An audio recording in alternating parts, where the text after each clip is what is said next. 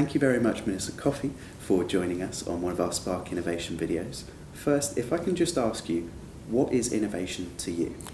Well, by definition, it's about doing things in a new way. And for me, it's key that this is done in order to improve the customer experience, improve the environment, but also innovation is key to boosting productivity. And that's what we highlight in the industrial strategy as a government. And the thing about innovation and productivity, why that matters, directly, productivity leads to prosperity, the quality of life for people, raising living standards. All these things matter in terms of supporting the general growth of our country, but also the general prosperity rise right across the country. So, Minister, why is innovation by water companies so important in the context of the other challenges that the sector's facing around resilience and climate change and drought? We're conscious that climate change affects everybody in this country, around the world, but also our desire in order to make sure that we have water whenever we need it. And I've seen some really good examples of innovation. I went to the APPG, the Old Party Parliamentary Group, Anglian Water, their use of drones to detect leaks along their water pipelines. That's a great example of innovation. It's good for the environment because less water is being wasted. It should be good for the customer because it should mean lower bills, or certainly money not being used on leaks and so on. And it is a good innovative way that I think can be spread quickly to other parts of the water industry, and that's the kind of innovation that works. We're seeing other kinds of innovation too. Things like Thames Tideway, I think, is a great exemplar of really tackling a problem that affects particularly London. But the way that the finance is working together with the government, the way that they're working collaboratively, again, it is all innovation, which is really delivering the benefits to customers, the benefits to the environment, and also the benefits of making sure that we recognise the value of natural capital in what we do. So, how can innovation benefit the environment, customers and wider society?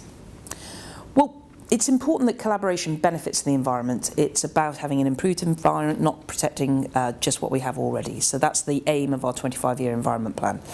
Water companies are key to that, and we've seen some great innovation from water companies in their approaches to catchment management, how they're working with partners across different sectors.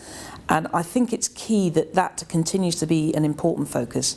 Customers, whether they're businesses, whether they're residents, need a reliable, sustainable water supply, and it's only by that innovation about tackling some of the challenges of what may go into it, so pollution in different ways, but also about how we manage and carefully use water. Water companies have a great way to do that. It's great that Ofwat challenged water companies to reduce their leakage, or reduce the usage, of properties by 15% by 2025.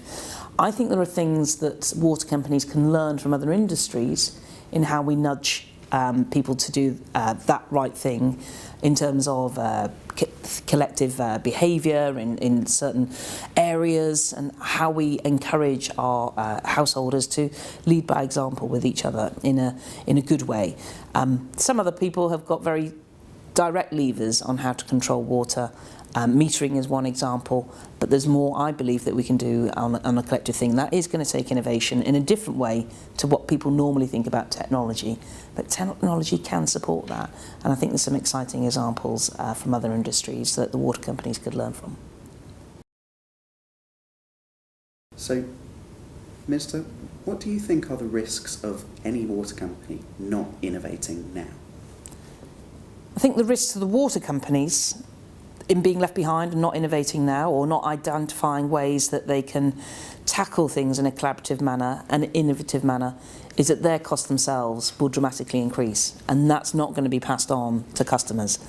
It's absolutely imperative that they are using all the levers that they can. So whether it's United Utilities doing, again, their catchment management work, looking at memorial and restoration, means that they're able to reduce the amount of investment that's needed further down in their plants in order to tackle some of the water challenges that they have. I've seen it all elsewhere, working again with Anglian, and also seen it with Severn Trent. That collaborative partnership and investment in innovation means that they can then avoid the cost of massive capital capital investment elsewhere.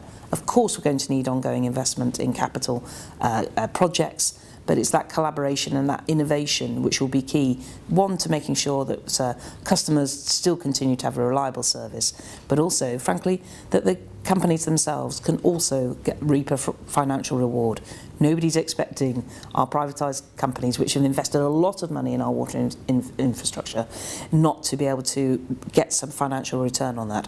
But they're going to have to do it by being innovative, by being creative, by delivering excellent service. And innovation will help on all of that, whether it's about customer service, whether it's about the technology, whether it's about the way they deliver projects. There is no excuse, and they will, frankly, water companies will simply not benefit if they are not prepared to innovate now.